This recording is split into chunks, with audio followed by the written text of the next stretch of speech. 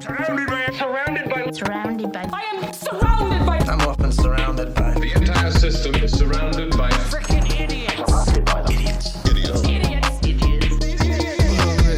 So how you feeling, brother? Man. How you doing, man? You know, I can't complain, Jack. In LA for a little bit. Yeah, man. On your way right back How you out? feel? Man, I can't complain, bro. Thank you for coming through, chopping Bro, it up. appreciate you for having me, dog. Hell yeah, Yeah, hell man. First off, I was telling you I was looking your stuff up, and I'm just like, Yeah. my man done did 207 episodes of Chicago PD. Yeah, bro. Yeah, bro. 207. I'm grateful. Bruh, you know how many grateful, people yeah. never do that many episodes of multiple shows? like bruh, to have an arc like that. Yeah. Man, first off, respect, man. And, Thank you, dog.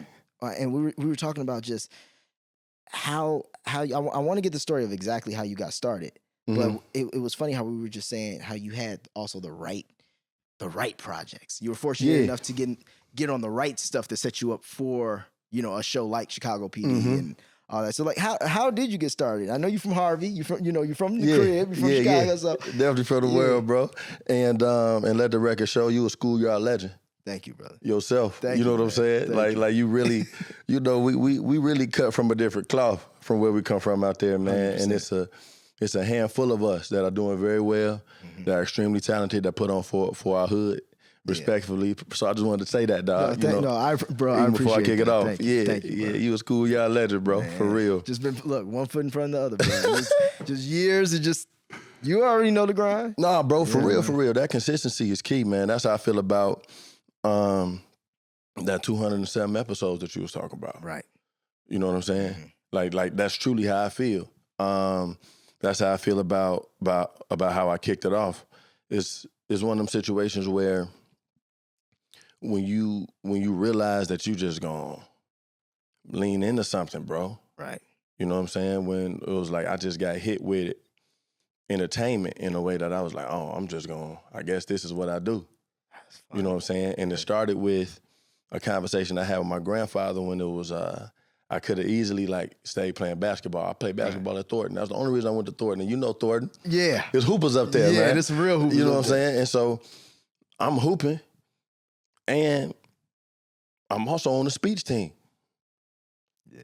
Which is a little unusual. Yeah, You know what I'm saying? especially around that way. Right, but I had to hoop because that's where I came from. I lived around that way. It was really hooping that kept me, guarded and Right. safe. You know what I'm saying? When I lived there, because naturally, I didn't get involved in the other distractions. And there's a lot of them. And it's a lot of them. Yeah. You know what I'm saying? So hooping really kept me in the pocket. So to stop hooping was a very unpopular decision for somebody, you know what I'm saying? And you like also have myself. the size for it too. Like you're a tall guy, I man. was a powerful power forward. You know what I'm saying? I was a player, boy. I was, clogging up the middle. You hear me? yeah. Bottom line is, being on the speech team as well, where I'm really exercising the craft of storytelling and voice performance. I'm singing and I'm doing things that I always knew I could do, always wanted to do as a little homie. Yeah. And speech is really giving me the outlet to really exercise those skills. Got you. But I was also developing as a hooper too. So it was my coaches was he ain't really giving 100% to either one.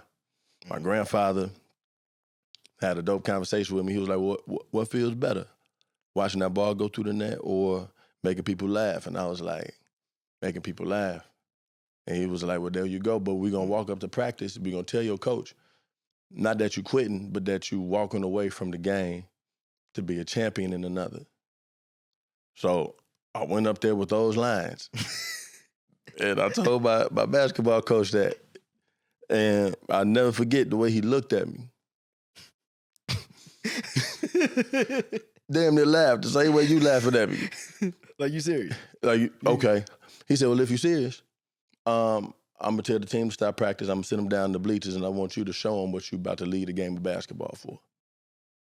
And he wanted me to do my routine. So I'm like, you know what I'm saying? He put me on the spot. It was like, do it now.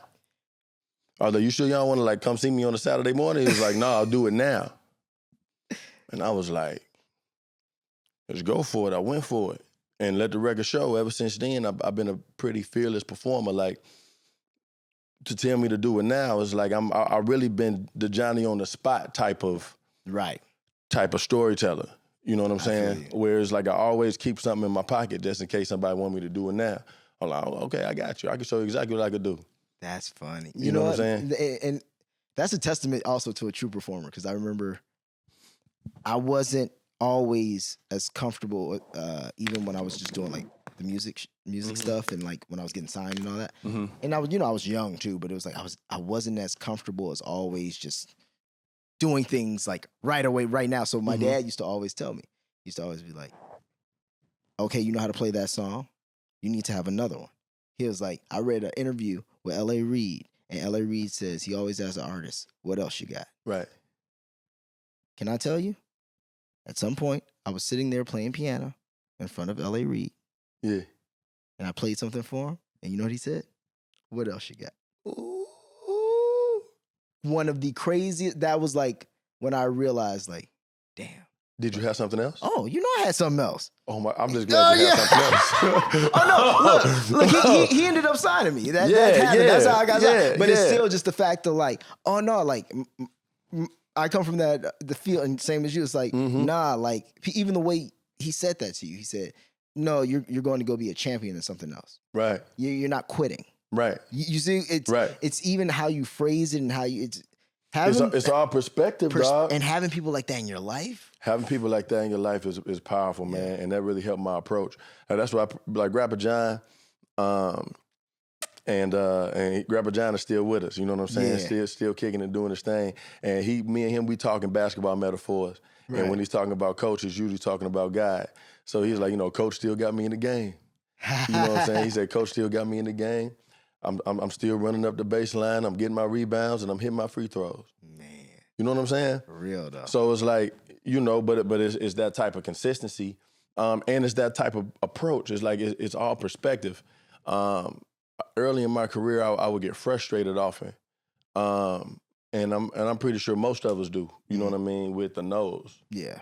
I would just get frustrated with the noes, bro. I was getting so many noes, dog. I've gotten so many noes. But we were just talking, right. But we was just, bro, I mean, you probably been on a lot more than me because you've been doing it so much. Boy, I done got so many no's. I've been getting no's since I was 5. You know what I'm saying? Man, listen. But those no's rack up, bro. And you get so many more no's than yeses. So many more. But them yeses? But them yeses, especially if they the right yeses. If they the right yeses, they gonna bless you. Right. But I had to learn how to be grateful for the no's. Just as grateful for the no as I was for the yeses. Yeah. You know what I'm saying? And it was like, because if you get a no, you still being seen. You still being seen, but not only that, was not supposed to be yours, is obviously somebody else's. Right. You know what I'm saying? Everything I got is mine. Mm-hmm. And on my resume, it might only be like, 15 to 20 things deep out of the 2,000 no's I've gotten. Right. You know what I'm saying? Mm-hmm. But those are mine. Those are yours. Yeah. You know what I'm saying? I think that's another thing. You got to embrace what's yours. Think how many times too you go in for something and you're just like, man, I don't get it. Like I would have bought. And then you see it, and then you're like, oh yeah, nah, I wouldn't. That wasn't right. That was he make way more sense. You know what I mean? Or like that way more sense for that character. Mm-hmm. Like, but we be so wrapped because I think a lot of creatives don't realize that it's a product. Mm-hmm. It's a product like anything else. What if your walls yelled at you for you painting them blue, and they're like, no, like you wanted blue walls. Mm-hmm. I'm sorry, all the other paint in the store. Right. I want blue, or I want white, or I want like whatever. It's right. It's you're literally creating, or they're funding what they want to create. Right. And you can't be mad that you're not a part of that vision because you're going to be a part of something else's. Or I've gotten this oftentimes. How often have you gone to the store, even if you're looking for paint, and you was like, I wanted blue, but it was something about how that lavender was standing out. Yeah, that's very true. You know what I'm saying? Yeah. And so it's like sometimes we can be the standout storytellers that they like, you know what? I didn't know I wanted that, but now that you showed me that, that's very true. I'm interested. You know what I'm saying? Mm-hmm. And I think that comes with like coming with a different approach too. because a lot of times, and I know you see it. It's like even with television, especially if like you're a black actor, like there's only like 2 haircuts you can have. You know the game is like most of the time they want no facial hair. You feel me? Like it's very like so it's a bunch of like clones in a row, but Basically. who's gonna say these lines in a way? Because there's gonna be somebody who comes in, says them exactly how they hear them in their head, and he's gonna nail it, and they're gonna be like, ooh. Yeah. But then there's that other person who's gonna come in and they're gonna be like, well, there wasn't a joke there, and this is great. This is actually interesting. This is actually, You know? And I just think that's a testament to just what you're gonna put into it and what you're gonna bring to it, and how special are you gonna make it. Right. This is what I tell. This is what I tell the people because sometimes I love having conversations about the craft. You know what I'm saying? Yeah. Especially young minds who like really want to, you know what I'm saying, lean in and turn the corner. And what makes the young minds so dope to talk to is that their imagination usually is still preserved enough. You know what I mean? For them to, bro. That's why young actors are like they're sometimes so much more natural, or they come off so much more authentic, than some adults. Right. It's because I think there's a piece of their imagination that really allows them to let go and live in whatever world we put them in. And they haven't been hit with the all the bullshit and the insecurities of life. They ain't been jaded. They ain't been jaded. They still yet. got joy. And so it's like, and that joy is obviously the source anyway. Right. Everything creative. And so, yeah, but man, what? The little homies on Stranger Things was going crazy. Crazy. Yeah. No, facts. I would have watched more of it if I wasn't scared. You know what I'm saying? What are the shows that you like to watch? Like when you get to like slip away, got time for yourself, what do you like to watch? Man, right now I'm running some stuff back. Okay. You know what I'm saying? Is nothing. I'm not gonna say that there's nothing new that I don't enjoy, but I'm in that pocket now where I'm really trying to reground myself. So I'm running things back. Yeah, I feel you. So I'm watching Boy Meets World. Boy Meets World, but I'm balancing Boy Meets World with Californication. Okay, that's a real trajectory. That's a wild range. That's a wild range. That's a wild Boy range. Meets World of Californication. You hear me?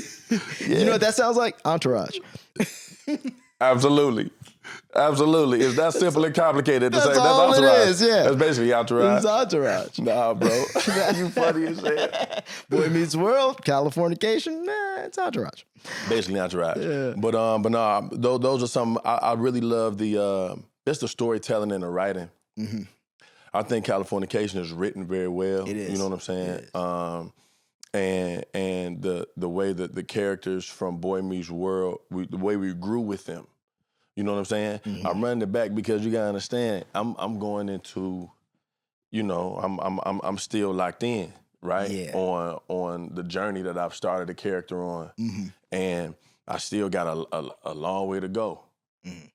Perhaps. So it's like, okay, let me look at these shows that by the time they got to this season and by the time they hit this season, you know, like where are these characters at? How can I tell these characters have grown? Where did the arcs go? Like, so I'm just in study mode. No, that's why and like I say this all the time, but that's why I watch like Breaking Bad's one of them for me. Yeah. It's like you just watch Walter White turn. Better Call Saul does it, in my opinion, even better. Like they will sleep on Better Call Saul. People will sleep, bro. They will sleep. Saul is one of the most tragic characters, but that's something I love. Like I love a tragic character who's like, no, I'm gonna do all this stuff and I'm gonna make this right. Yeah. And then at the end of the day, they still end up losing it all. But it's like it's the same as once again, The Sopranos, bro, that's like one of my favorite. Well, because just when you watch these people for 5-6 seasons and you see how you feel about them, then they give you a little backstory, a little context, and then you go, oh. Yeah. oh, well, maybe I wouldn't be so nice either. Maybe I'd feel a little slighted too. Like, so, Jimmy McGill, he's taking care of his brother, Right. his mentally ill brother, and doesn't complain about it at all. And this is the same guy who won't make him a lawyer? Like, But I love writing like that. yeah. The writing where everybody's right. You know what I'm saying? I see. No pun intended, but you see what happened. Yeah. Where when everybody's right, it makes for a much more compelling circumstance. That's the way Eric LaSalle used to make us think about it all the time. You know what I'm saying? We had Eric LaSalle for a few seasons. Damn. And if you know anything about Soul, Glow, or ER, and he just dropped another book. You know what I'm saying? Yeah, like he's, in my humble opinion, like he's one of my favorite storytellers, and I'm grateful that I had the time that I had with him. Right. Because he teaches you a lot about storytelling, and he would always direct us in the way that he was like, everybody's right. Right. You're right. You're right. You're right. You're right. Everybody's right. So, fight for your rights. You know what? And that's the only true way. Now that I think about it, that's the only true way to get perspective, because all perspective is no, I'm right, and like I will stand on the fact that I'm right because I know that in my logic, A, B, C. But a lot of times, yeah, if you don't think the way your character does, I'm sure a lot of people they act it out. They act it out. Yeah, they don't believe it. Right. Yeah. And so, because sometimes characters can be written so flawed that it's like we get trapped in the flaws, and we like, well, my character's supposed to be disliked, and my character's supposed to be wrong. So, you know what I'm saying? Yeah. So we walk into it, and you walk into the trap, and before you know it, you look wrong, and you look like a goofy mock because Facts. that was your approach. But if you approach it like, nah, Right. I know what I'm talking about, and it's up to the audience to decide whether I'm wrong or not. Yes. And anybody who will commit and anybody who stands on something 9 times out of 10, when you can see on television the other side, like not just the facade, you see the internal of what's going on. Even the character that's supposed to be disliked ends up being liked, or at least you'll root for him every once in a while. That's what I'm saying. Because it's not surface. Yeah, but you gotta give yourself something real to lean on. Yeah. A lot of people, they don't, And so what I've just been able to learn over time, and I'm grateful, bro, because, I've been able to go to work and treat it like grad school. Like I'm just about to. Right. I'm really getting paid to learn. You know what I'm saying? Yeah. And doing it this long, you've been able to, you could damn near take a season and learn each piece of the puzzle and actually lock in on this. I just want to learn. I really want to learn lighting this year. You feel me? Man. And I ain't gonna hold you. Past few seasons, that's what I've been doing. Smart man. I've been leaning into other departments and just at least getting to know. You know what I'm saying? Like, I realized halfway through, I was like, what? I ain't even really take the time to really see what everybody else does. But that's okay because, the first few, you caught up in the nostalgia of it still. Right. You know what I'm saying? And you really trying to figure your stuff out. And, so I had to grow into understanding like, oh, nah, this is an entire ecosystem that's working together. Yes. And everybody coded what they do. And, it behooves me to lean into what's going on. Yeah. And kind of learn, what these other artists or what these other storytellers have to offer, because we all storytelling. Right. You know what I'm saying? That was another thing Eric LaSalle taught it. I can write a book about this. Man, he was dropping gems, man. It was dope. He made everybody feel like a storyteller, whether you were props, Grip. grips. You know what I'm saying? Like you were a storyteller, and the best idea wins. Facts. If we adopted that philosophy just more in life in general, and it took our egos out of shit, to the best idea wins. The best idea wins. That should be all. And you never know who's gonna have the best idea that day. Never do. You know what I'm saying? Like sometimes I watched him, even as a leader, like hear something from somewhere else, and be like, you know what? Yeah. And I think those are the qualities of a good storyteller to me. You know what I'm saying? When you really let the story be the main character. When you allow the story itself to be like, you know, Right. let your ego out and let's just let the story tell the truth. The story is the boss. Right. You know what I'm saying? You're not trying to put yourself all in front of it to be. Right. Yeah. Right. And so that's what I think I've been able to learn how to do on an ensemble type setup. You know what I'm saying? You get to learn your role. You get to learn your role, and it's really the whole thing is code if you are code at what you do.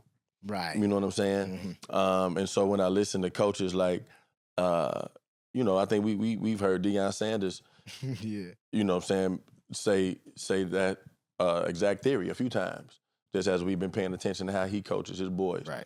I mean, it's like, yeah, you really handle your business. Mm-hmm. You know what I'm saying? And trust that everybody, if we can trust each other, that everybody gonna handle their business. We win. Because We out all there. you got to do is your part. Yeah. And if you're doing your part, nobody. I was talking about this. What is it? What's the karate movie? It's like 32 Chambers or it's an old school one. 36 Chambers or six? Yeah. I know something about the chambers, Yeah, it's something like that. But but I'm not well versed in the karate flicks. it's funny. It's a really good movie though. Yeah. And there was literally one piece of the movie where one guy they have to like carry this water, and then like if they drop it too low, it'll cut them, these like blades or whatever. Mhm. So one guy couldn't carry the water, and he's over here like trying to help him. Mhm. And they told him, it was like, don't help him. Like, don't help him carry his water, because then he won't be ready when he gets to the next level.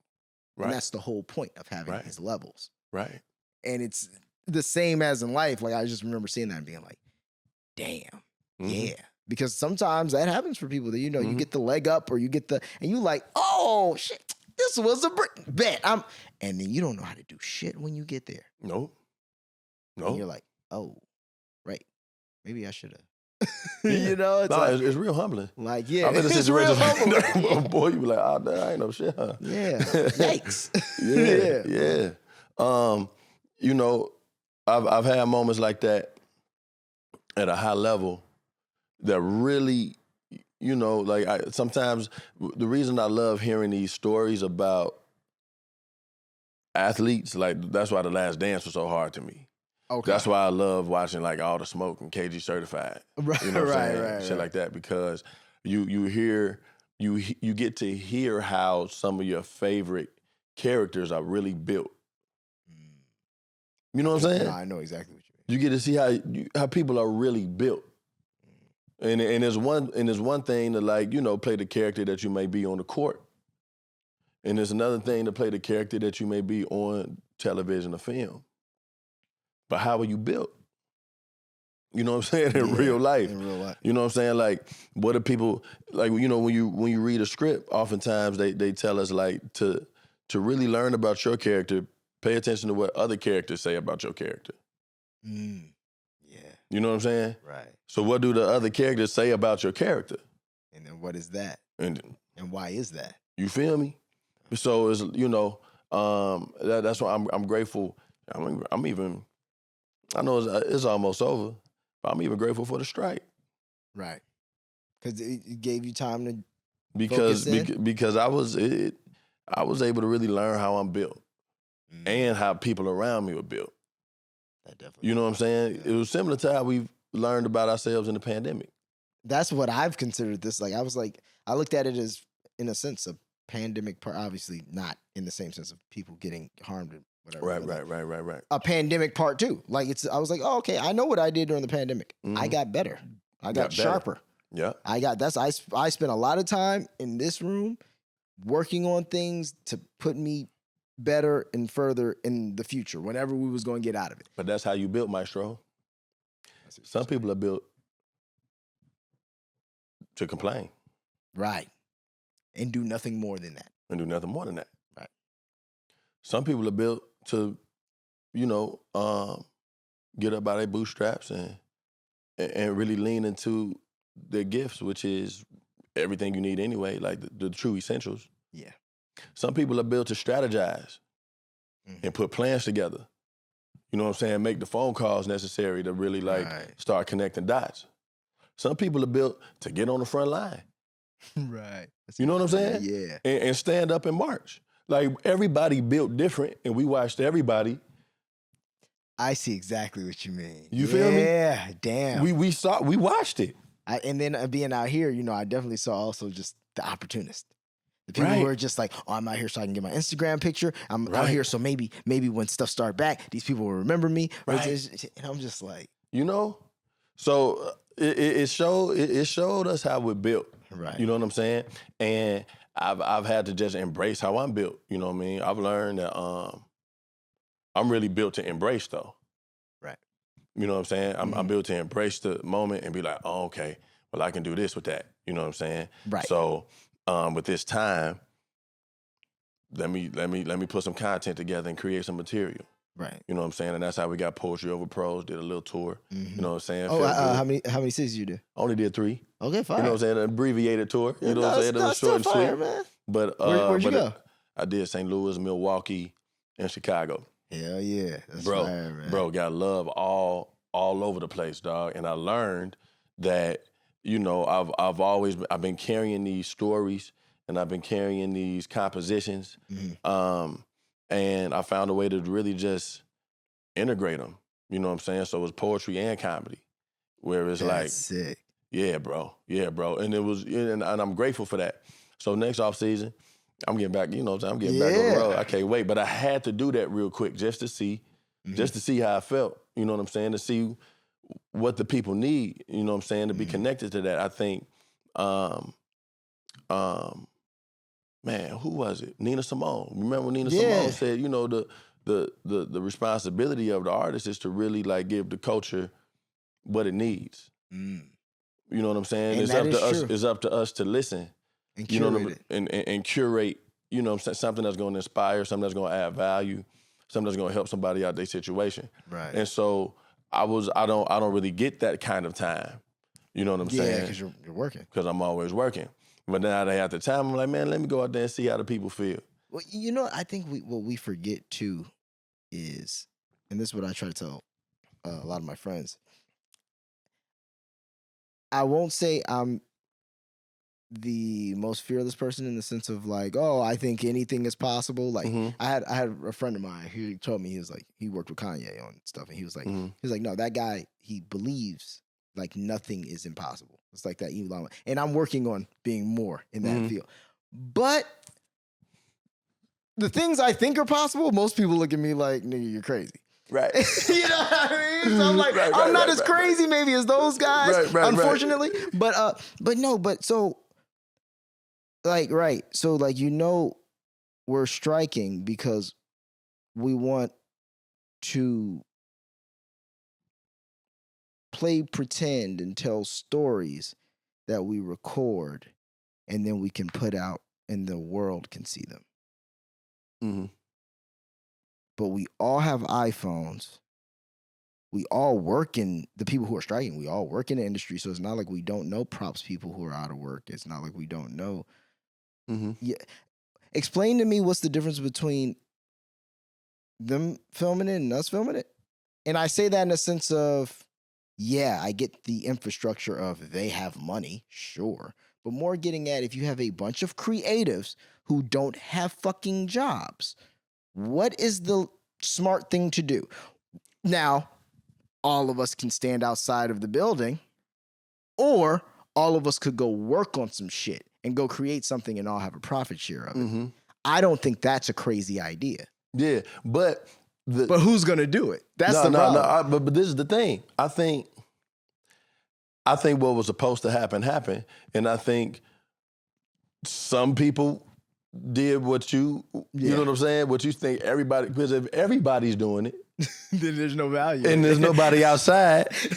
Right. We need somebody outside, Maestro. Right. But here's also how I be looking at shit though. If everybody's doing it, it turns into like, but wait, we still can't make anything without. Right. So then it turns into. So most naturally, everybody can't be outside, and and you know what I'm saying? Right. So it's like, y'all do that. Handle your business. But I know I'm gonna start creating. We finna cook. Yeah. You know what I'm saying? And then hopefully we can meet in the middle and then Yeah. smash it all. Some open. people good at cooking, bro. Some people are just good at getting groceries. This is very true. You know what I'm saying? Powerful at getting groceries, dude. Oh, they got everything But you need. Not only do they have everything, powerful at getting groceries. You know who powerful at getting groceries? My grandfather. He powerful at getting groceries. He memorized the coupons. He already know what's 2 for $5 in aisles. He done memorized the. That's somebody powerful at getting groceries. You know what? And then if you can get all the groceries in the crib one trip, Oh, you're different. That's a different scale. powerful at getting groceries. Powerful at getting groceries. But you do not want them by your stove all the time. That's very true. You know what I'm saying? So it's like That's when the grandma be like, all right, now get out of here now. Set that right there. Set that down right there. Now get out my damn way. Thank Get you. out my damn kitchen. You know what I'm saying? That's facts. Yeah. Yeah. Some people just got linked. They're not even good at getting the groceries. I got it. But they got the link, and thank God for the. If you ain't had a link, we wouldn't be able to get. You know what I'm saying? Yeah. Damn. So it's like, you know, I think everybody did what they was supposed to do. We saw everybody was built. I wouldn't be mad at nobody. Same with the pandemic. I feel like there was a lot of people who I talked to after the fact. And, you know, when somebody brings it up and then you just start hearing the things people say. Mm-hmm. And a lot of people, when I heard, and this is when I know I'm in the wrong circles or wrong room, Mm-hmm. is when they go, oh my God, I was so bored. There was nothing going on. I was just like, oh my, we couldn't do shit. So it's like, you know what I mean? Like I was just doing the underground parties and stuff. But other than that, like I just go like, you were that bored. Alone with yourself for a year. You're that boring? Like that's my thought process. And I only say that in the sense of like,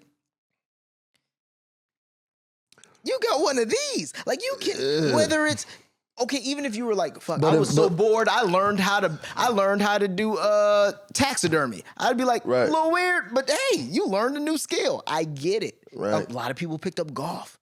I wish I would have been one of those people. I picked up golf like 3 months ago. But like, if I would have thought in you the nice pandemic, at golf though? Huh? You nice at golf? You like golf? I'm not nice yet, but bro, I'm addicted. You addicted? I'm addicted. Bro, I wouldn't. I haven't gotten to the. I don't play enough to get addicted. Oh, I would love to be in a position where it's like I gotta play golf today, but I'm not there. Do you go to the driving range a lot or no? I just went recently for a little bit. You just you don't love it. No, I don't love it yet. You know what I'm saying? When'd you start? I mean, off and on. You know, I've been to the golf events, but I'm usually just talking shit. Oh, so you can't. So the events got you into it. The events got me wanting to be better at it, but it ain't really got me into it. Okay, man. Yeah. I think it's gonna be that swing though. You know, it's always that. It's from what I understand. I just haven't had that swing yet that made me be like, okay, I'm locked in. Right. You know what else might be too. So when I started, I had my first golf lesson. My girl got me golf lesson at Torrey Pines. Yeah. And so that was for my birthday. So that was fire. That's like Tigers played there, all that kind of stuff. Yeah. So then did that. I was like, this is cool. Because I already had talked about, I want to get into it. Never did anything. Right. After that, I was like, oh yeah. Went and got clubs that next week. For real? I was like, okay, I'm going to do this. So then I started hitting the driving range a whole lot. Mm-hmm. Then I just started taking some other lessons. But really, I think I didn't play a course. The first course I played was a 9-hole par 3 course. Mm. And I think that's what saved me. Because the first time I played, or the second time I played a game, which was 2 months ago, I played at this Kiki Shepherd Sickle Cell KISS Foundation event. Mm-hmm. And it was like with Byron Scott, and it was like big homies. Oh no, them niggas play golf. Mm. They golf. Like and I realized I wasn't built for it like I thought I was. Right, Once you go out there and you play 18 holes on a real course, right, it's a bit startling. Right. So that I could see how that would. I didn't play golf for 2 weeks after I did that. I'll put it that way. You got to start small. It's a game that you got. If you just go to the driving range, you'll have a great time. It's almost like Top Golf. You just go, you work on your swing, you hit all different kinds of shots, you'll have fun. You go play a 9-hole par 3 course, you'll have a blast. Because most shots you're going to take is 5, 5, 6. you play a real course, that's tiring. No, for real. Like tiring. It's Like, tiring, even if you ain't even really golfing that powerful. Like, I done been on them powerful courses, and they long, and the holes are so far away from each other. And thank God we playing best ball. if you weren't playing Because that, if we ain't playing best ball, boy, you mean tell me we'll still be at hole 4? Boy, I'd be day. aggravated, Jack. Aggravated. And You know what I'm saying? imagine when you get good and you're behind that guy. Right.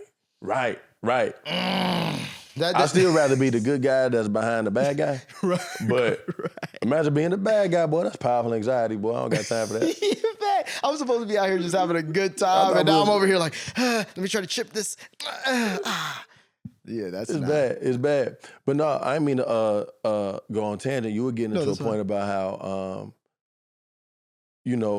like why not think to create, especially since the creators have the time. Right. And then it makes me think, well, if everybody was as smart as Maestro, we wouldn't have no Maestros. You know what I'm saying? I appreciate that, but I see what you mean. And so it's like I'm learning how to just embrace, like, oh, that's just how you built in. Yeah. Because it gives people like us the audience. You know what I'm saying? I feel you. Because if we all knew how to entertain ourselves, we wouldn't be selling out arenas. And you know what I'm saying? Yeah. So it's like, yeah. so obviously I think there's a balance, and some people can do both. But everything is informing the next thing. Yeah, it's like the stock market. Some people just see the opportunity before it happens. They, you know what I mean? You look at the landscape and you see the opportunity. And then there's other people who that wasn't their opportunity to see. But this is, and you can grow into that type of conditioning though. Like, yeah, think about, it's like we were just talking about at set. Like when I first got to set, at a certain level, I wasn't thinking, let me learn or get to know these other departments and see what they're doing. It might make me a better storyteller. Yeah. I wasn't thinking like that. Same. It took me a few years to grow into that. You know what I'm saying? And so it's like, eventually you just got to thank God for your growth and understanding. It's like, okay, I'm here now, and this is how I think. I'm glad I think like this. If I would have thought like this back in the day, I might be further, but that's also why we have those certain people do grow up thinking a certain way early. Right. You And you be like, damn, yeah, you know that's what I'm very saying? true. And I think that's how you get, that's Bill Gates and them. Yeah. Well, Bill Gates, a fun fact, it was in that book Outliers. He went to one of the first schools in the U.S. to have a mainframe computer system. First schools, like these weren't anywhere, and it was like 3 schools in the U or 2 schools in the U.S. who had these things, and Bill Gates went to one of them. Right. So it was like, that's that. Like you said, that's just that.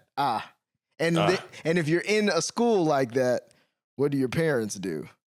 And what do so? It's You know what I'm like, and how many black people in there? You feel me? There was probably like 2 in the building. I don't know if they went there. Maybe. Or there's probably a lot of them jams in there, and you never know. Sometimes we be places. But wait, And the year Bill Gates, he's pretty old.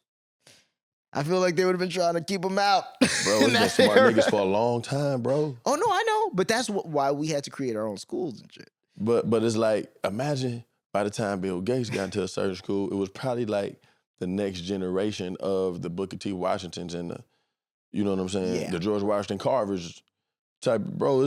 Imagine Bill Gates went to school like Clarence Thomas.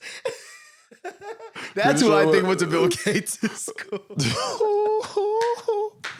Man, That's you funny, funny. boy. You funny, boy. Like, why is this nigga always around? Always around. Oh boy, Man, that's hilarious. man. So coming out of there's what's also shout out, you never actually had to move from Chicago for work either, too, which is pretty incredible. Bro. That's because I was gonna say, so coming to LA, and I went, well, no, you just wow. So what is that like to?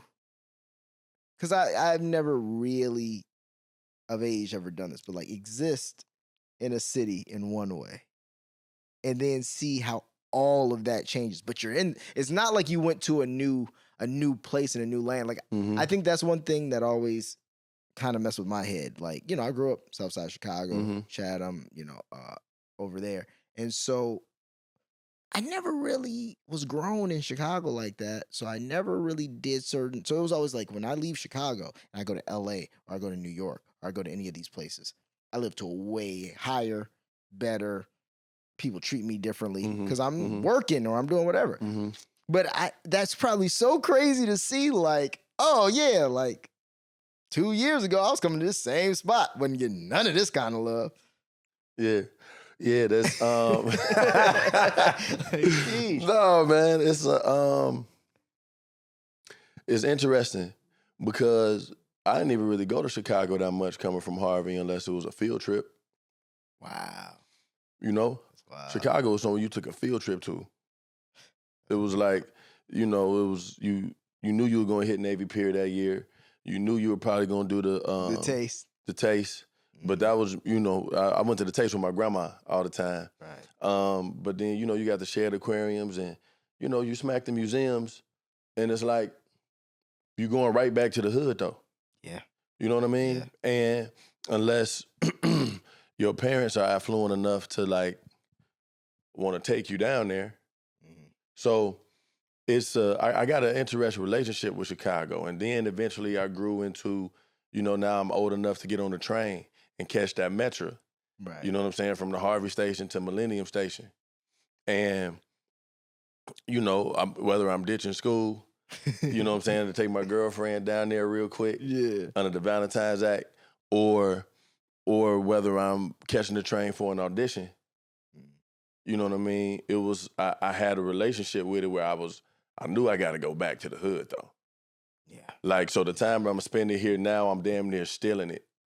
You know what I mean? And I can't really, it's not that I enjoy it differently because I'm still in my time. Right. I'm not really exploring it. You know what I'm saying? I'm not even really paying that much attention. I'm just really like glad that I'm somewhere different. Right. And you know what's so crazy about that? And it's weird because I feel like all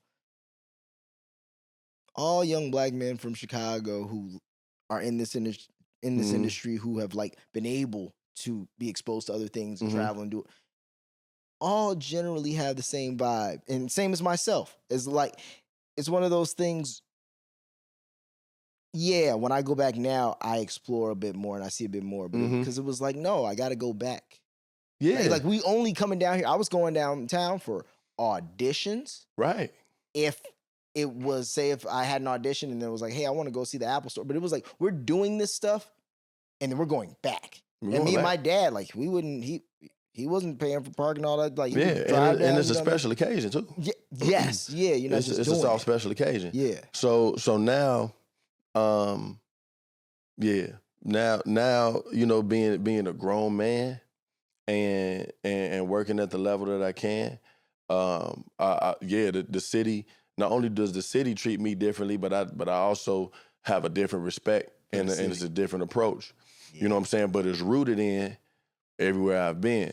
So so from the auditions all the way back to the field trips, it's like now I look at the city different and I'm like, okay, this was all. Not only was it always meant to be, but now I can be the bridge. You know, I can be the bridge that can offer more little homies the opportunity to come out here. And I got a responsibility to represent the hood a certain way because we like nice things too. Right. And we know how to respect the atmosphere as well. And so continue to invite us. Mm-hmm. And I'm over here and I got mine all legally. So what's up? Right. Right. Yeah. Continue to invite us. And so that's all I want to be is the conduit between, where I'm from and the big city to where we continue to feel invited, where we feel comfortable with each other. You know what I'm saying? Where it's like ain't nobody looking at each other funny. And, you don't got to go home or get the hell up out of here. You know what I'm saying? And that's the one thing I noticed about living, even when you go to New York or even living in LA, it's just whenever I go back to Chicago, it's funny. You feel the, when you go downtown, when you go north, you just feel the difference in like, white people a lot of them are scared. And you're like, yo, it's like so scared that it makes you like, oh, you're not gonna make eye contact. Like you're just gonna like it's like, and it's just like, yeah, bro. But you know what? And they don't understand that that's more triggering than hi. But this the thing. The integration of the conditioners are crazy, because I come from a place where you get chased by dogs. I don't trust dogs. Right. What? I'm from, you know how many times I've been chased by a dog that's been ran up somebody's cars and, Right. you know what I'm saying, had to hop gates and jump fences. That's why I do my own stunts. Because I got a hood conditioning. You know what I'm saying? I know what to do here. I know what you know what I'm saying? I'm elusive. Yeah. But then you move downtown and it's dogs everywhere. Hey, oh, Pepper. Yeah, and you're like, you know what I mean? I don't know what Pepper be. Yeah. You know, but this the thing. I know there's a couple differences.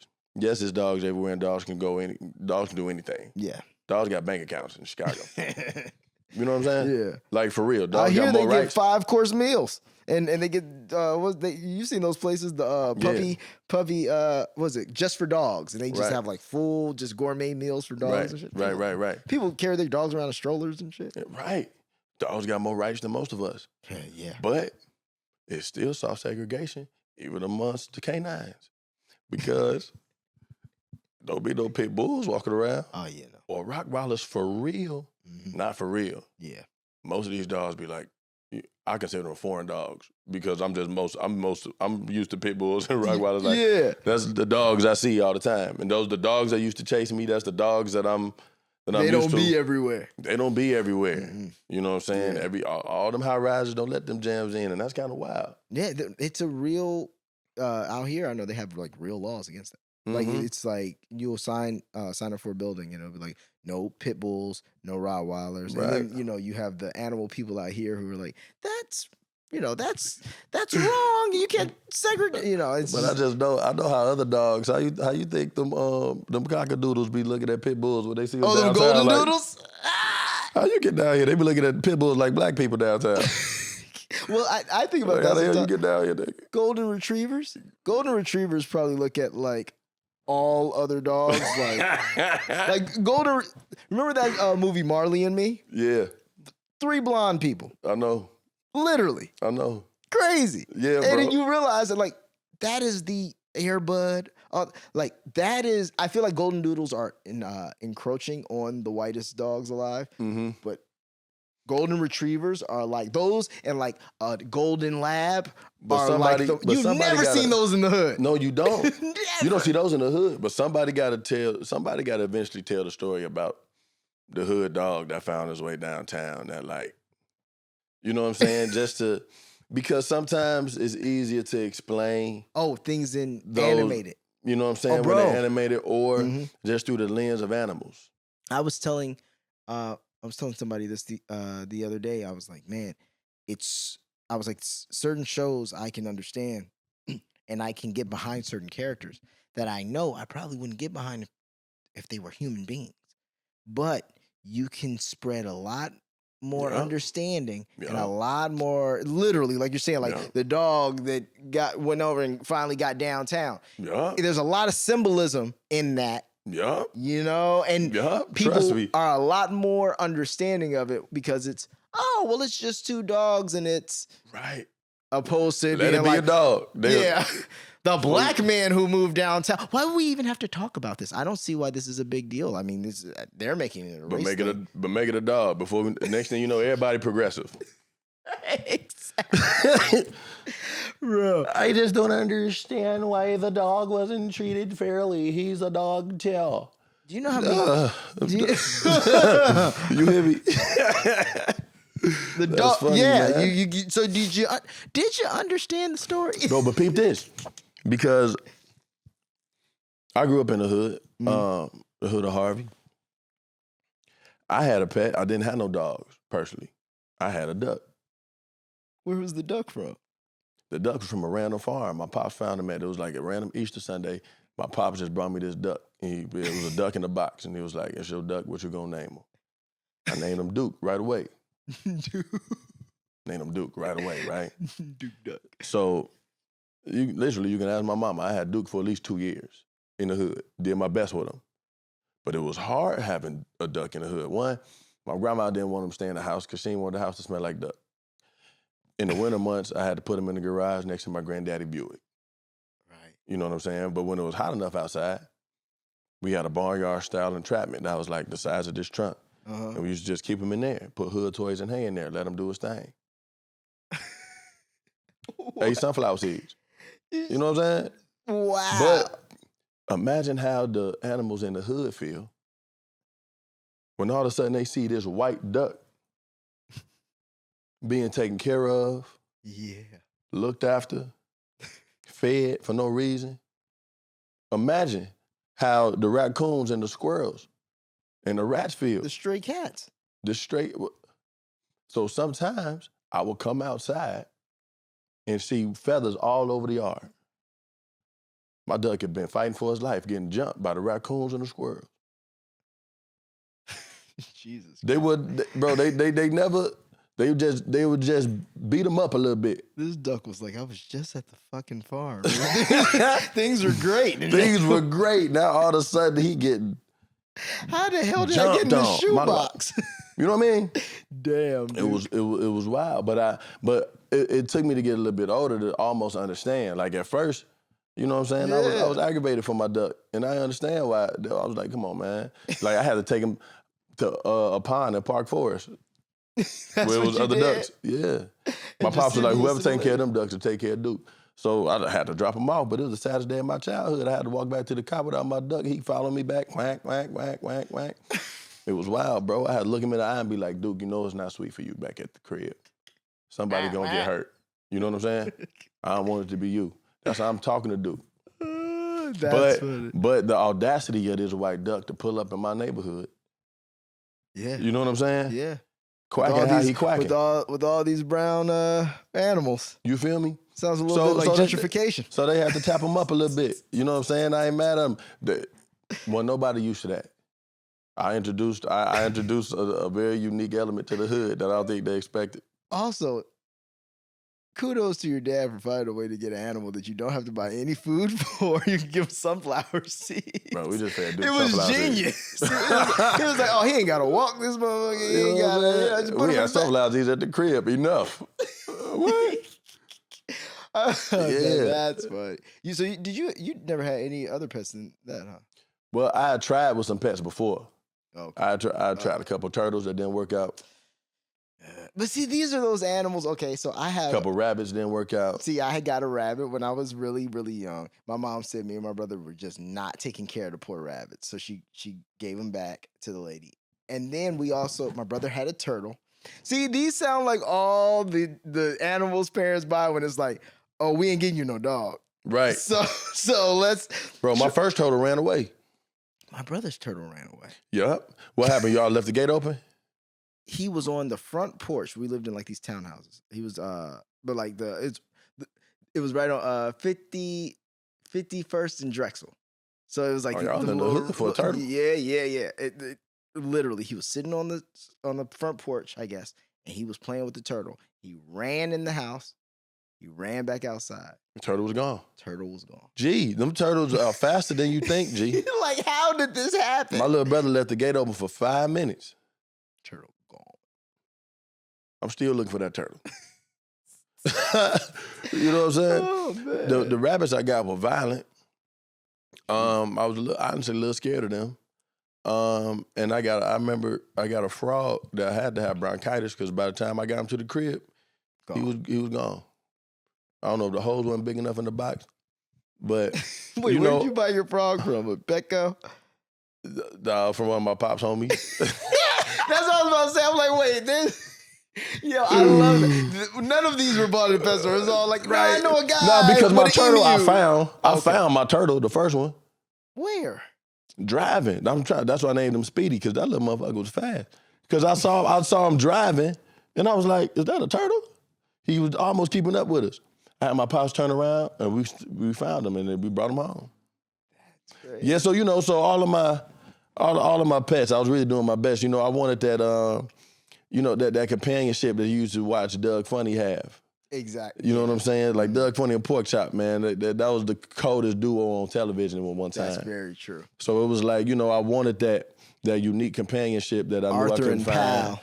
You know what I mean? Yeah, I wanted a dog so bad when I was younger, but it wasn't happening. So I wanted a dog. This is actually a crazy story. I wanted a dog my entire life. They said no. 14. It was 14. I'm in Baltimore. I'm filming The Wire. I'm like, this gotta be my fucking year. I've been looking at these English Bulldogs. Come on. I'm doing shit. Let's make a deal. English Bulldog, a powerful dog for you too. Yeah, I see it. Ended up, my parents were like, no. Still no. My mom was like, well, we can get you a bird. To this day, I have a bird named Quaker. You can't play with him because he'll try to bite you. And he's still in Chicago. My parents feed him every day. How old is Quaker? Quaker gotta be. Quaker gotta be. I was 14, so he's Quaker older than you. Quaker has to be 16. There's this third. Yeah, Quaker has to be like 17. What kind of bird 18. is Quaker? He's not a cocker. Not one of those big ones. He's like one of those like small gray and green. I want to say like not a parakeet. Something like that. Something. I wish I knew my birds. Same. I'm like kind of like, I want to say he's like a cockatiel or a cockatoo, something like that. But it's not one of the big ones that is like cool. He's right. Like small, but obviously powerful longevity. Yeah, like whatever that bird is can live. The birds live a long time. Birds do live a long time, I guess. Yeah, like let me see. Cockatiel. Yeah, I guess. Is it a? Yeah, he's a green and gray cockatiel. All right. And he looks like that. That's powerful, bro. Yeah. He would be cool if, going back to not paying attention to signs. When the lady got him out, we bought him at a Petco. When the lady got him out to put him in the box, he bit her. I look back Is at Quaker still aggressive? Yes. Yeah, like if you see, but he's like skittish. Then again, I'm like, now that I've gotten older, I understand pet stores. I'm like, Yeah. He might not be the sharpest. But you and Quaker got a good relationship?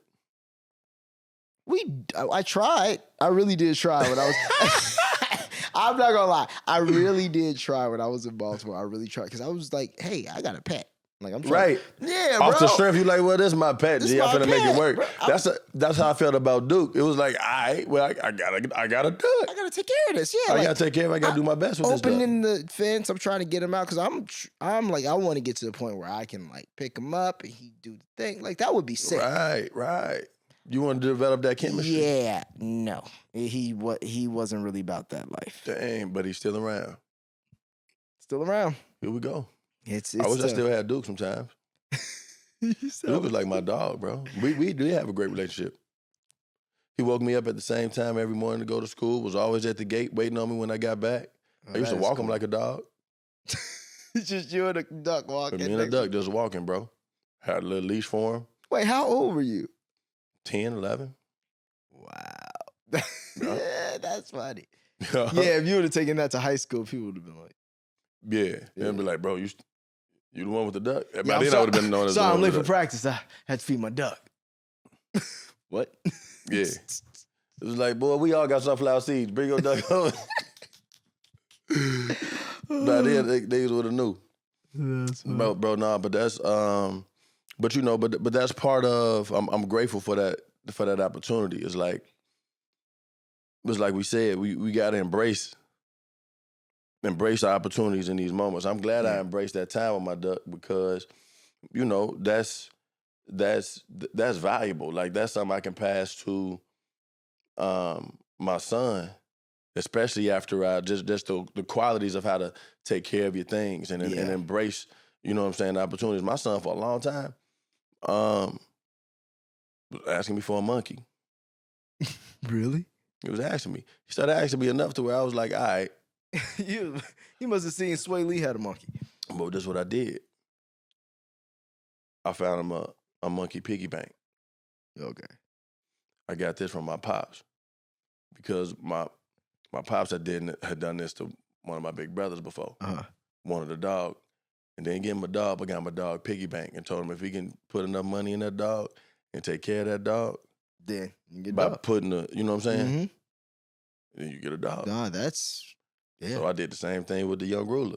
I found a monkey piggy bank for the low off Amazon, and it was used, so it came with like cracks in it. So I was like, not only did I found you a monkey, I found you a monkey that already needs your help. You know what I'm saying? He had to go to the store. We got some Band-Aids, you know what I mean? And we kind of like restored the monkey back to his version of good health. We started putting change in there consistently. That's funny. But not long enough for him to get his own monkey. Let the record show he ain't got no damn monkey. Because a monkey, that's a different thing. And you know when they get older, they get like like that's why Michael Jackson I had to have a has good contingency vocals. plan though, just in case he was good at taking care of the piggy bank monkey. Yeah. My next option, I was gonna be like, all right, he obviously taking his monkey shit serious. He's not monkeying around. You feel me? So I was gonna take him to the zoo, and then really just like just coordinate a little situation with the zoo. Right. Where he was like, let's just act like this is my son monkey. Every time we come up here, this is the monkey.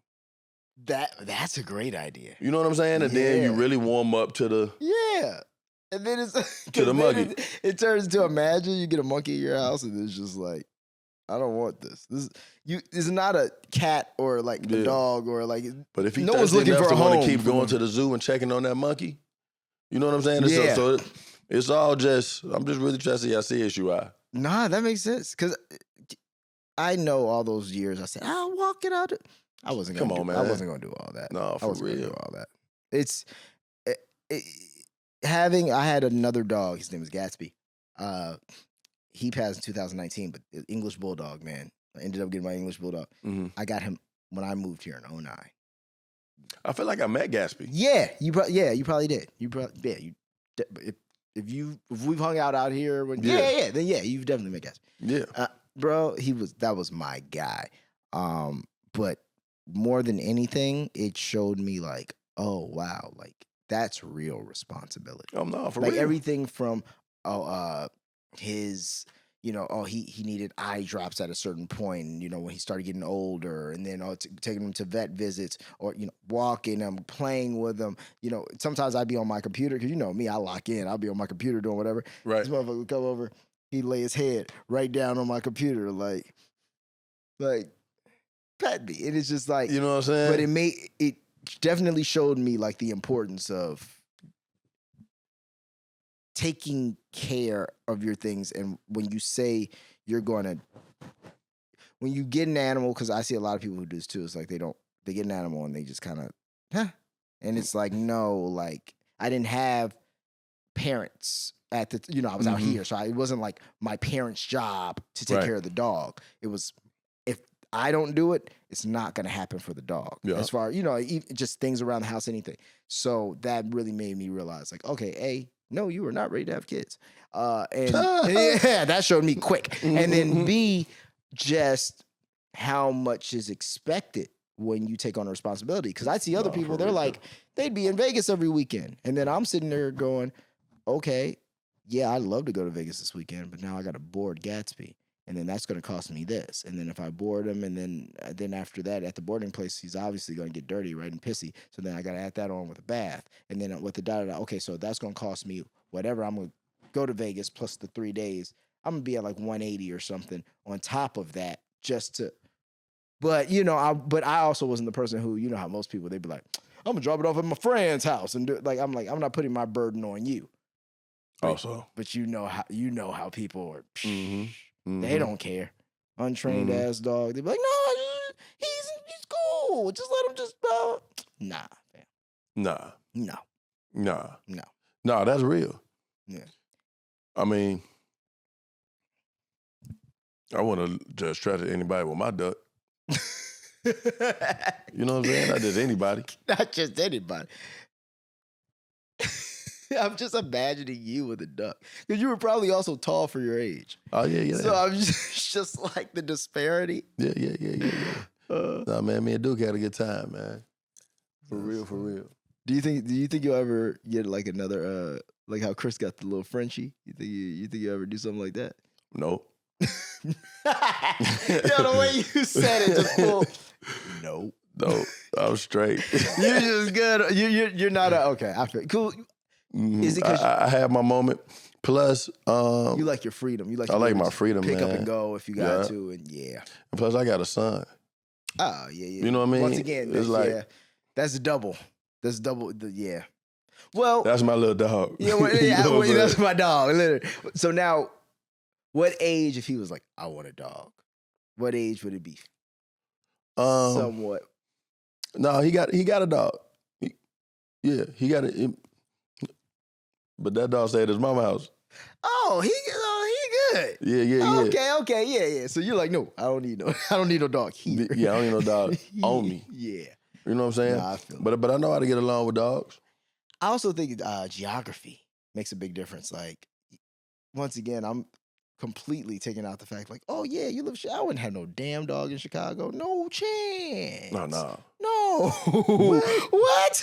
It's freezing outside in the morning, and I gotta go outside, put on the jacket. Man, No. I be aggravated, boy. Only dog I would have in a place like that is a dog that was like extremely little. So we're talking like I got a big enough spot where because I remember one of my homies' girlfriends had a French bulldog. His name was Chopper, and he lived in New York. Chopper went on more flights around the world than most niggas ever will. Chopper was living. My homie's girlfriend was a model, so Chopper was right there with. But I don't trust them little ass dogs. No, listen though, she had it set up where this motherfucker would just, if he had to take a shit, he was like in the house, and I'm like, who's shitting in the shower? If you have multiple bathrooms in an apartment in New York, you just make one of those bathrooms and you train the dog to shit and pee in the shower. Oh.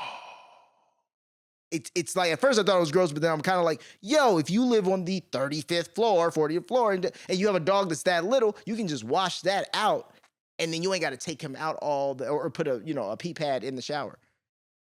Kind of, I get it, but if it's too big to be doing shit like that, no. Yeah, no. It's not worth it. I don't got time to be that creative. Not for that, at least. Not for that shit. You know what I'm saying? Not for that shit. Let on my own shit. You hear me? He said, I ain't got time to be that creative. Nah, I feel it. I was shocked. By the time you gotta. Yeah, nah. I agree. And I don't know. It still don't sound like nothing they'll let no black people do. Well, yeah, let something go wrong with your plumbing. You know what I'm saying? It's all you. And my dog. He says it's the dog, but you know that guy from Chicago P.D? They ain't ever say These that. are the stories you don't need. These are stories I don't need. They ain't ever gonna say that one. That's funny, boy. Shitting in the shower. Man. I got some stories, boy. Not like that, but yeah. not like that one, but just me versus dogs. Oh, I want to hear this. You know what I'm saying? Yeah. Man, it's wild. What's the worst one? I'm trying to think. It was one time. You know, I got the weakest bladder in the business. Let me just preface this whole story. But I got the weakest bladder in the business. Okay. So if you got to go, you got to go. If I got to go, I got to go. Okay. And it was, you know what I'm saying, night after kicking it on my way back to my apartment, I had to go. Right. And, you know, outside in the downtown establishment, sometimes they be having those little, like, turf areas where the dogs do their thing. I don't know what gave me the bright idea, but I was like, if I got to go. This is probably the most logical place to do it. You know what I'm saying? It's like, it's better than one of these dark alleys. Facts. I didn't expect to be that long. Stream was string was strong. Before I do it, white lady pulled up with her dog, Oh God. aggravated, and was rushing me. Trying to be like, I'm like, I mean, man, if you want your dog to come in here and pee, just, I mean, your dog is border. Because that was also I was like, obviously, if a dog need to come, he can just come and do his thing. Yeah, he's not subconscious. Like, But the lady wouldn't let her dog take a 10-1 with me. And I'm like, lady, it's just a 10-1. You know what I'm saying? She's like, can you finish up? And I'm like, ma'am, just allow the dog is fine. And she's like, no. And so it was just, I can't believe I'm going through this. I can't believe it. But I guess I am violating because I guess I am in your dog space. But And also, it's. But this is our space. She's also like, I mean, I don't could know. you zip it up for her?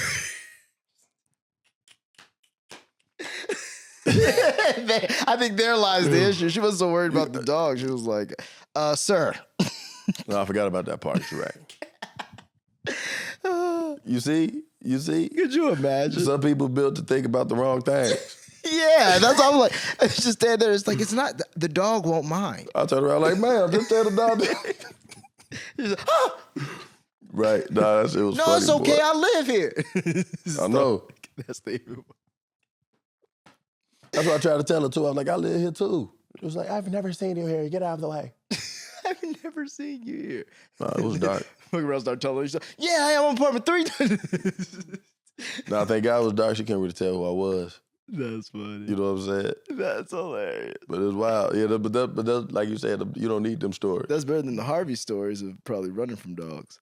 Oh, yeah. My mom. I ain't had to run from a dog in a while. My mom's that way. She doesn't, even when I had Gatsby, like, she liked him.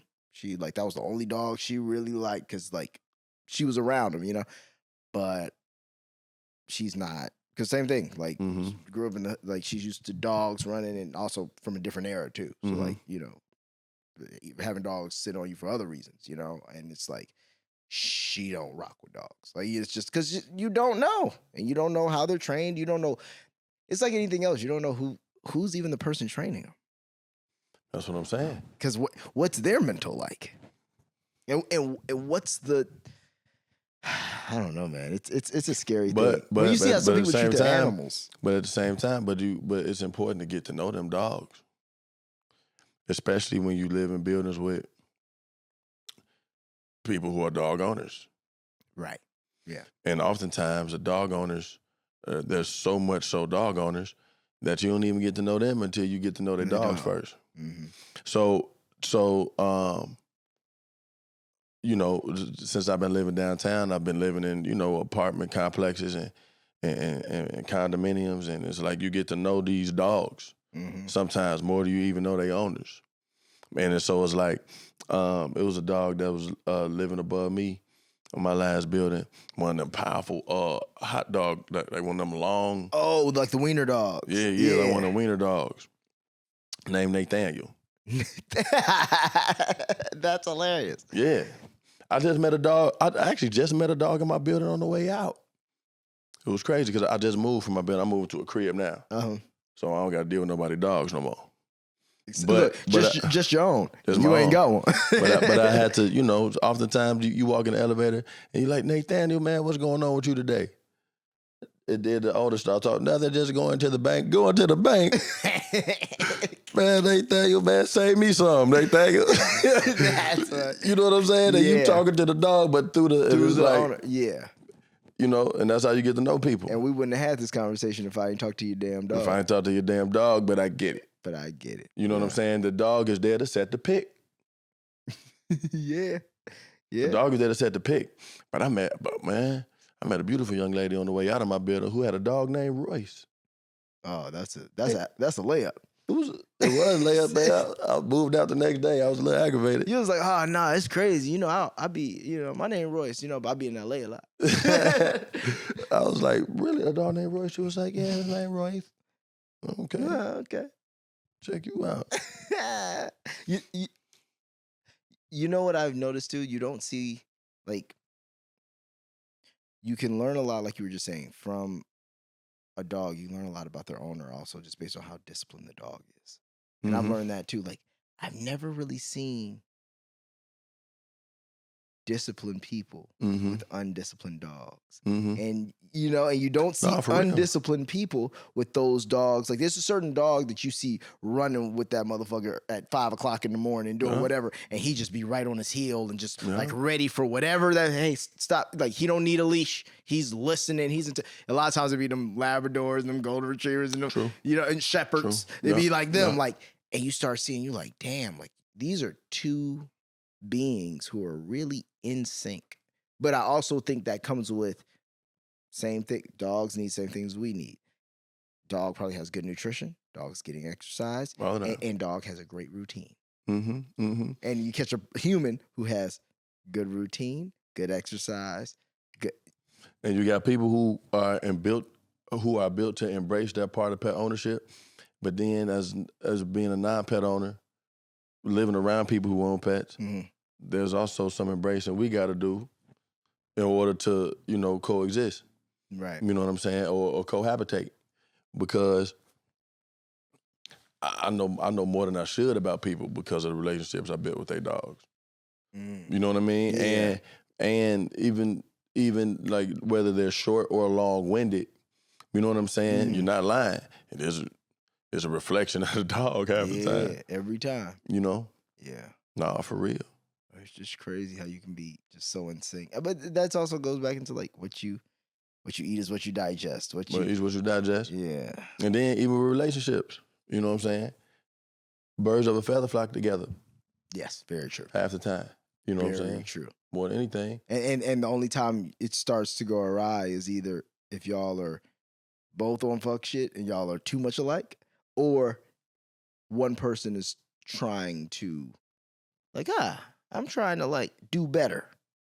And then the other one's like, well, fuck, you changing. And that can happen on either side, but that either happens or it's like, oh, you a liar or cheater and you be stealing and I be doing the same thing. Well, this ain't gonna work because how I'm gonna steal from you if you stealing from me? Them don't work. You know what I mean? Like, nah, bro, it's a balance. Or the only way it works is either it's really a balance or one person's way happier to be there than the other.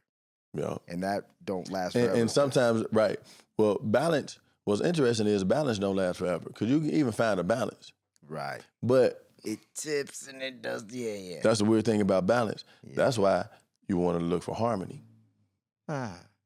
Harmony, in my humble opinion, is a little bit more intuitive than balance. Right. And that's when you find a way to make your high work with my low. But when I'm low, you know how to be high. Facts. You know what I'm saying? And so when you think about harmonies and even how that sounds, it's like, all right, we making beautiful music. That's a great And you can do something different than I do. But yeah, so it's really harmony I've been looking for more than anything. That's a great metaphor for that, yeah. Yeah, you know about the harmonies, boy. Yeah, no, for sure. Singing ass. I'm like, yeah, we're all in different places, but it's all working as one. Working as one. That is true. And like we talked about earlier, everybody knows where they need to be. Everybody's doing their part. That's what I'm saying. I'm saying.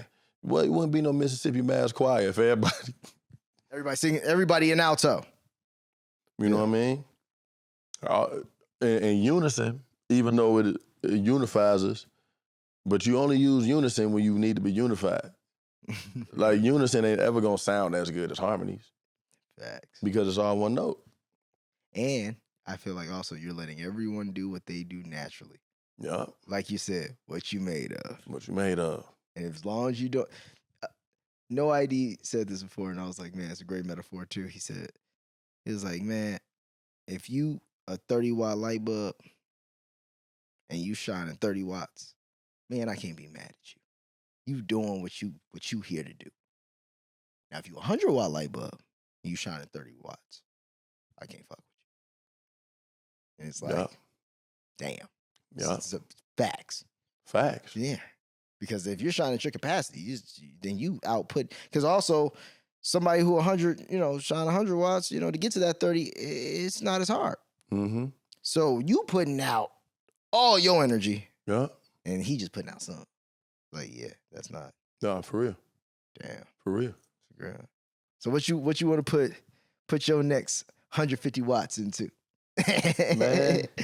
Man, to be honest with you, I'm looking forward to getting back to work. Yeah, I feel you. I feel like, what I've learned is that there's a void, for 100%.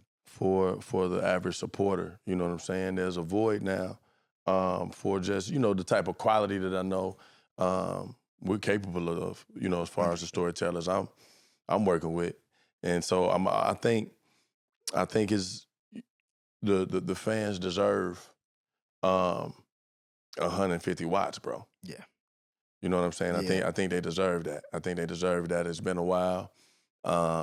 So we're gonna give them exactly what they want. It's gonna be an abbreviated season. Okay. It's not gonna be as strong as it usually is. Right.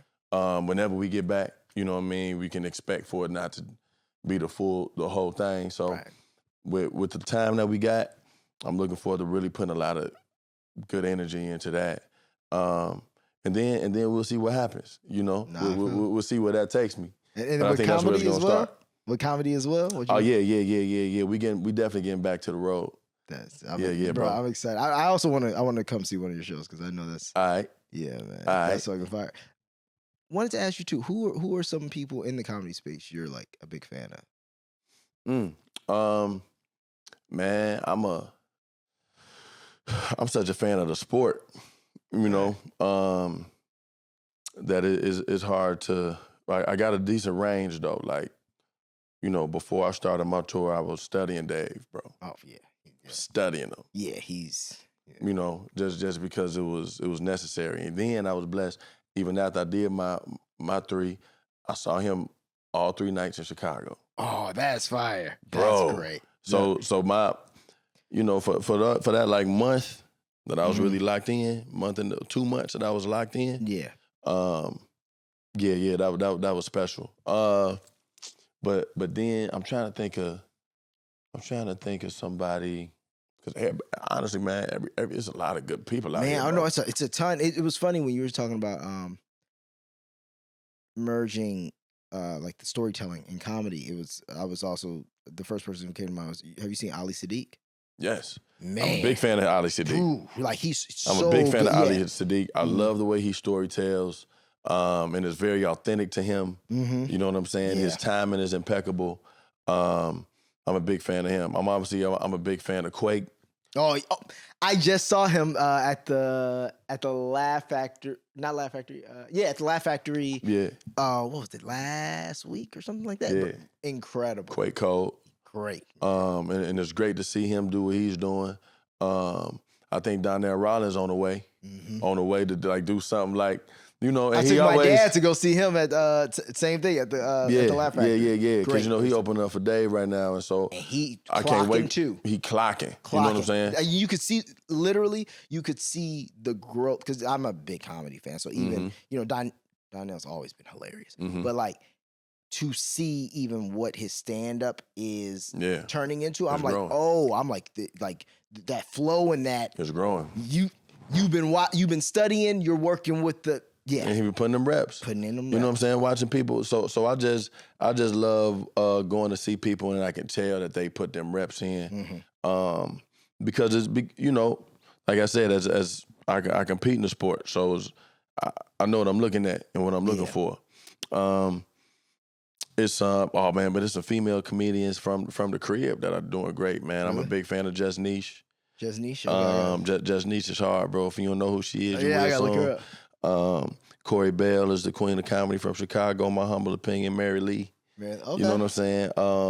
And so, when I before I went back to the stage, I had to go, I had to go work out. Yeah. You know what I'm saying? Yeah. So I went and worked out, and just ran into people again. You know what I'm saying? Right. I hadn't really been on the scene for a while. On the circuit, yeah. Yeah, and so it was dope to feel embraced.